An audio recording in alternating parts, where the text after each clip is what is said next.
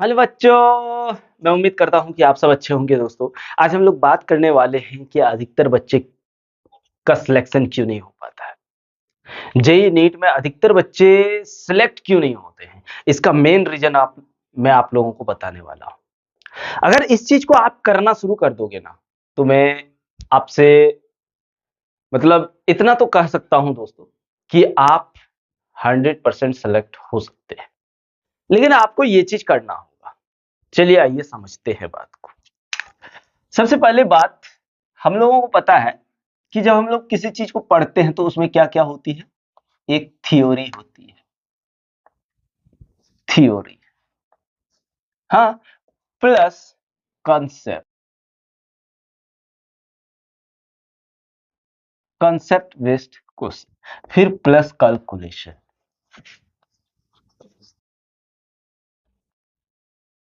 ठीक है, theory concept. भैया हम लोगों को पता है कि जब हम लोग जेई या नीट की एग्जाम को देते हैं, पहले समझिए बोर्ड एग्जाम के बारे में। अगर आप बोर्ड एग्जाम की तैयारी कर रहे हैं, बोर्ड एग्जाम में अगर देखूं, बोर्ड एग्जाम में, तो यहां से क्या होता है, अधिकतर थ्योरी पूछा जाता है।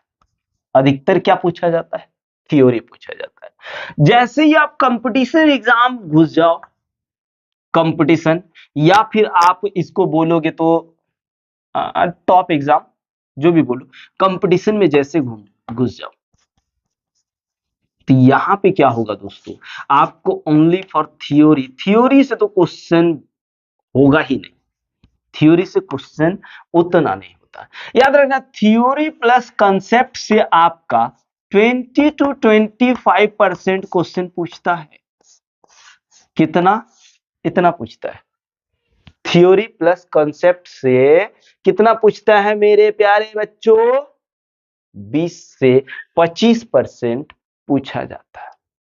तो सर सबसे ज्यादा कहां से पूछा जाता है? तो याद रखना, सबसे ज्यादा अगर पूछा जाता है तो कंसेप्ट और कैलकुलेशन से। यानी अगर आप बात करो तो करीब दोस्तों 65 to 70%। इतना क्वेश्चन तो यहीं से पूछा जाता है। समझ रहे बात को?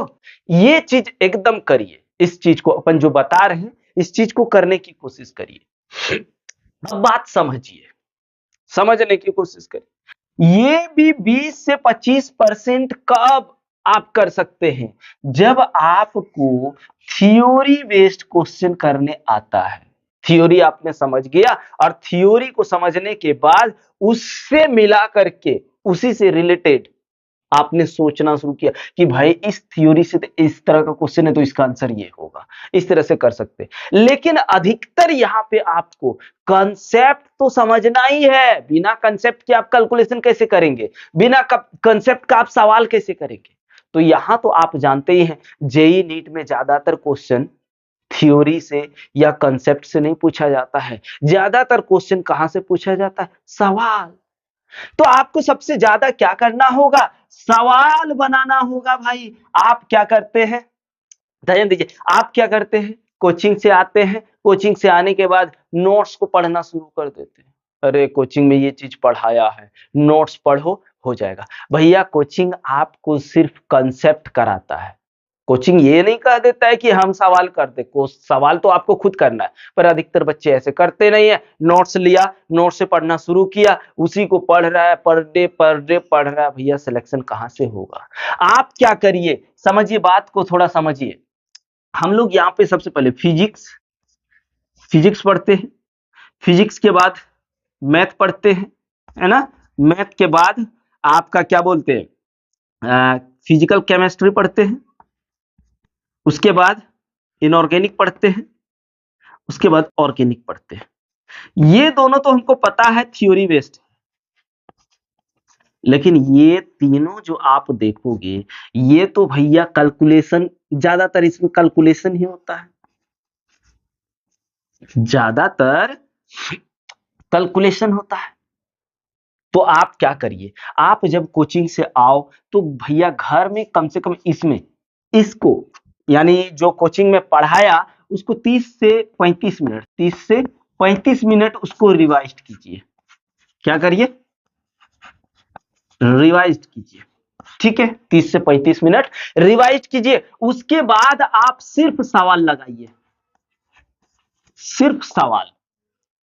देखिए होता है कि नहीं, समझ रहे भाई? आप सिर्फ नोट्स को जो कोचिंग में पढ़ाया जा रहा है उसको 30 से 35 मिनट आप सिर्फ करिए।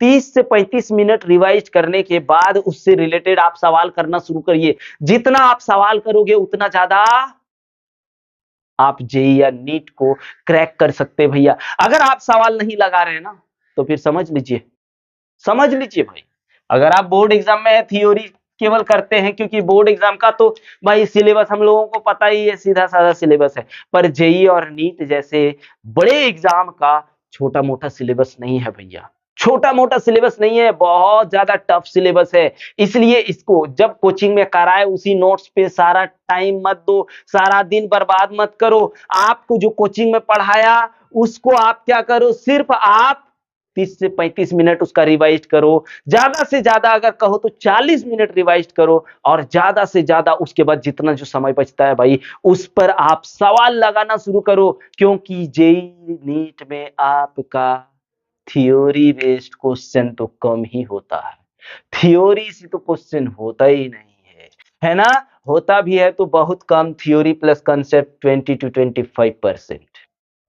तो भैया आप यहां समझिए बात को, ज्यादातर सवाल ही होता है ना, ज्यादातर सवाल ही होता है ना, तो आप ज्यादातर क्या करने की कोशिश करोगे? सवाल करने की कोशिश करो, खुद से सवाल बनाओ, अच्छे से एससी वर्मा जैसे बुक को मंगाओ, उन बुक से सवाल करने की कोशिश करो भाई, जितना हो सके सवाल करो। आप सिर्फ नोट्स में ध्यान मत दो, नोट्स में टाइम वेस्ट मत करो। कोचिंग में तो कहेगा भाई नोट्स पढ़ लो हो जाएगा, पर नहीं होगा। आपको जो कहना है उतना करिए।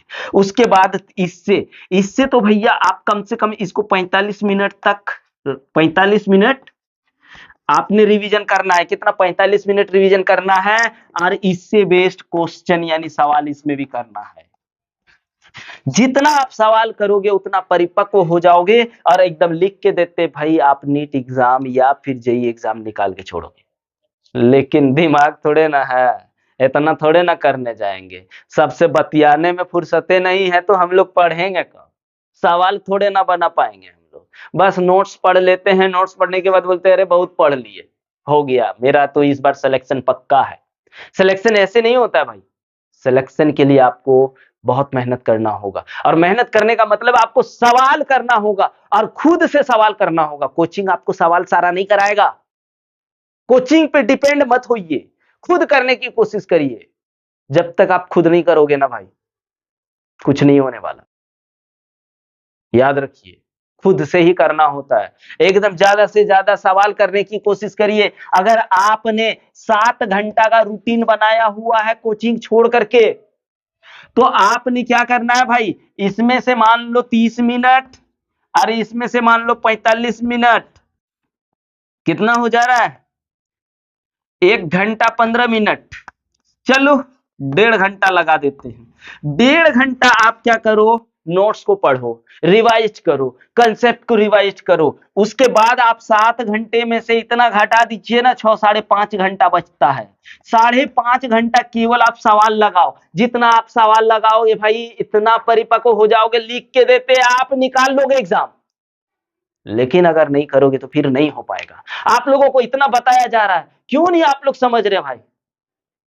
समझिए बात, एकदम समझिए। अगर आपको निकालना है, गलती से भी वो मिस्टेक मत करिए जो हर बच्चा उसी मिस्टेक को दोहराता है, और फिर जब रिजल्ट आता है तो कहता है अरे नहीं हो पाया भाई, इस बार नहीं हुआ, पता नहीं कहां मिस्टेक हो गया। अरे मिस्टेक कहीं नहीं, मिस्टेक यहां हुआ है।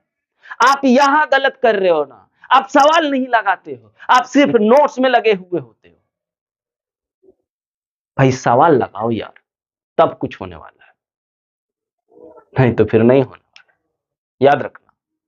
तो लगाते चलिए, अपन जैसे बोल रहे वैसे करते चलिए। देख लीजिए इस बार फर्स्ट अटेम्प्ट में ही आपने निकालना है, और नहीं करोगे तो फिर नहीं निकाल पाओगे भाई। देख रहे हो हर बच्चे, बहुत ऐसे बच्चे देखते हो ना, क्या से क्या कर लेता है, नहीं होता, कोटा में जाके पढ़ता है, 4 साल 5 साल नीट वाले बच्चे गुजार देते हैं, पर नहीं होता है। कारण क्या है? कारण ये है कि वो बच्चा सिर्फ नोट्स पे ध्यान देता है, सिर्फ कोचिंग में जो नोट्स मिलता है उस पे ध्यान देता है, वो सवाल करने की कोशिश कभी नहीं करता।